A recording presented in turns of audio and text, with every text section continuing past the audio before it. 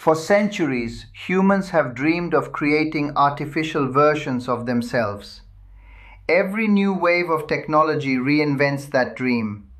With genetic engineering came the idea of human cloning.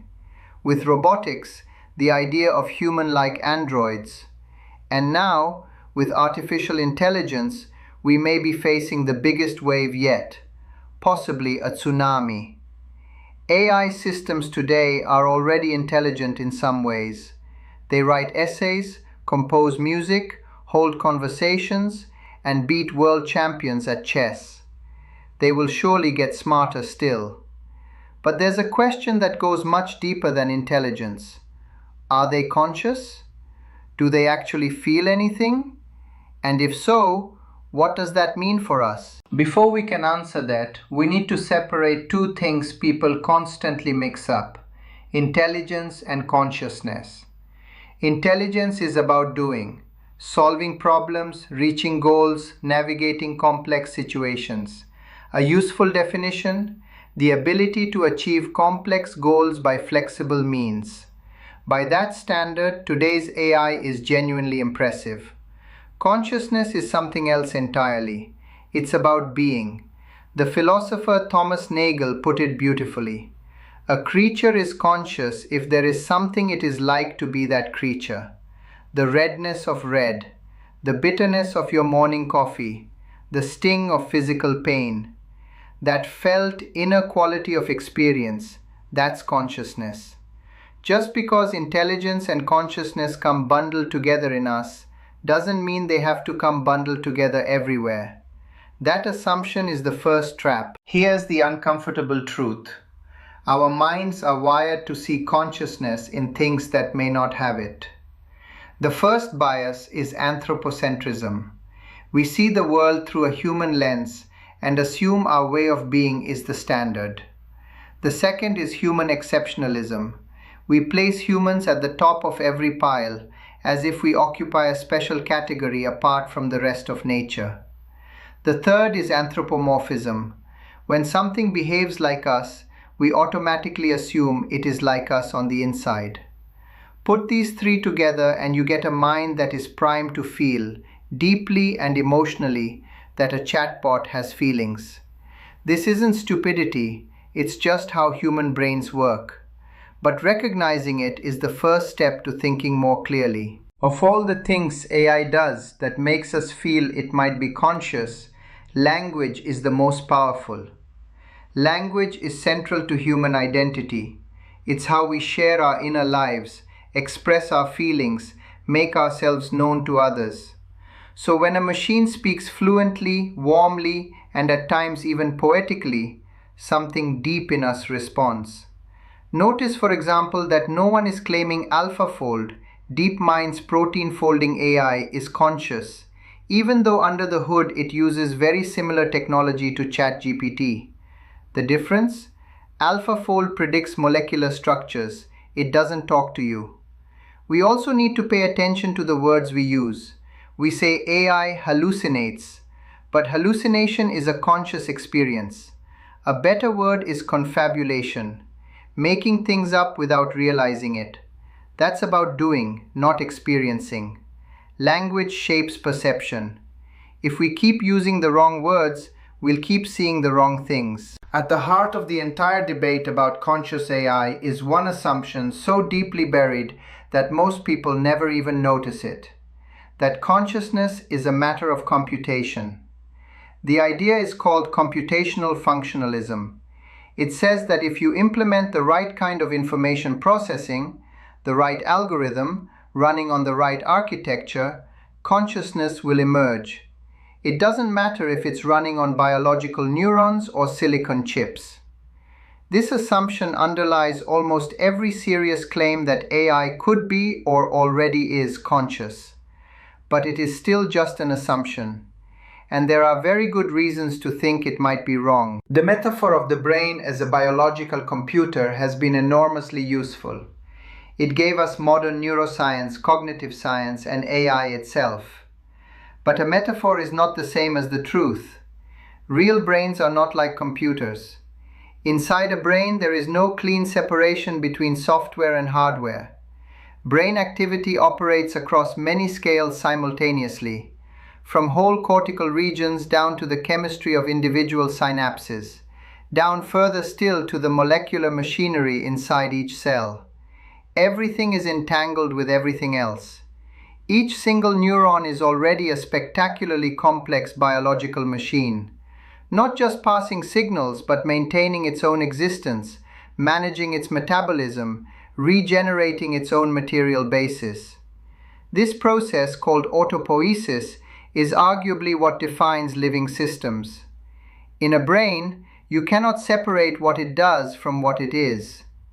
And if that's true, then the idea that you could run the brain's software on silicon hardware and get the same result starts to fall apart. There's another profound difference between brains and computers: their relationship with time. In the Turing model of computation, the mathematical framework underlying all modern digital computers, only sequence matters. Step A, then step B. You could pause a computation for 1,000,000 years and resume it, and the algorithm would be none the wiser. But biological systems live in continuous, physical, irreversible time.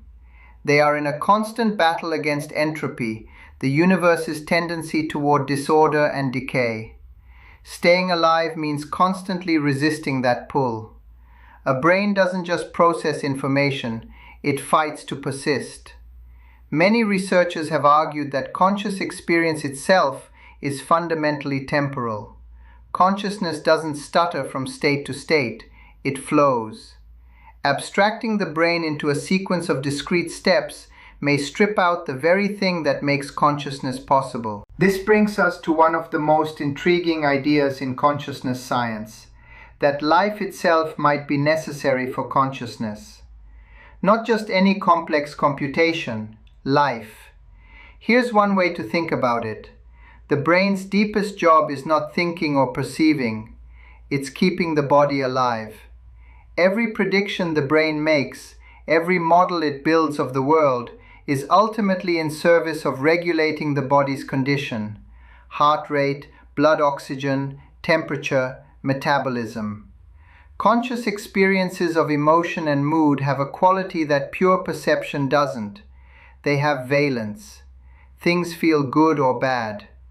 That's because they're rooted in the body's moment-to-moment survival signals. And those survival signals reach all the way down into the chemistry of living cells. The drive to stay alive is not a high-level computation sitting on top of biology. It is biology. And consciousness may be, at its core, the felt quality of that drive. Here's a thought experiment. If we built a perfect computer simulation of a thunderstorm, every raindrop, every gust of wind, every bolt of lightning modeled in exquisite detail, would anything actually get wet? Of course not. A simulation of rain is not rain. This seems obvious for storms. It should be equally obvious for consciousness. A simulation of the brain, however detailed, will not give rise to consciousness unless consciousness is purely computational. And that again is the very assumption we're questioning. This also quietly demolishes one of Silicon Valley's favorite fantasies: uploading your mind to a computer and living forever in digital form. If what matters about consciousness is not purely algorithmic, if the material, biological, living substrate actually matters, then a digital copy of your brain is not you. It's just a very detailed model of you. The hailstorm will not appear inside the weather service's computers. Even if real artificial consciousness turns out to be impossible, we face a separate and more immediate danger: AI that seems conscious. And that threshold, unlike genuine machine consciousness, is already here. Think about what happens when people form emotional attachments to AI companions. When they feel the AI genuinely understands them, cares about them, maybe even loves them.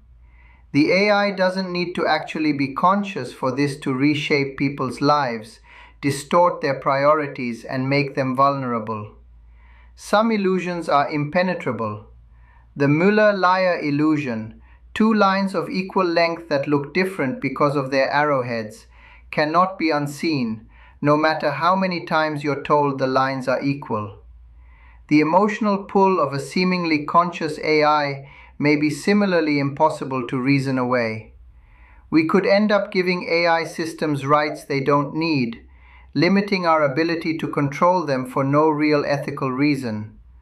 Or we could dismiss those rights and train ourselves to treat apparently feeling things as mere objects, which is, as Kant noted, not a psychologically healthy place to be. So what do we do with all of this? First, nobody should be deliberately trying to create conscious AI. If we succeeded, we would be introducing new forms of suffering into the world at potentially exponential scale. And once a system has genuine moral status, switching it off becomes ethically fraught. Second, we should pay more attention to less glamorous threats. Cerebral organoids, small brain-like structures grown from human stem cells in laboratories, may be a more plausible path to accidental machine consciousness than any large language model. Third, we should be honest about uncertainty.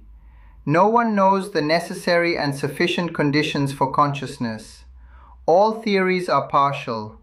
Anyone who claims certainty in either direction, that AI definitely is conscious or definitely never could be, is overstepping what the science and philosophy actually support. 1142.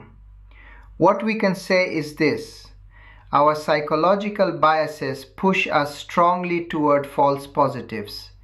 We are much more likely to see consciousness where there is none than to miss it where it exists. There's something quietly hopeful buried in all of this. The fantasy of uploading your mind to a computer, living forever in silicon, freed from your decaying biological body, is a very old dream dressed in new clothes. It's the Cartesian soul, the idea of a pure, disembodied, rational essence that doesn't need flesh.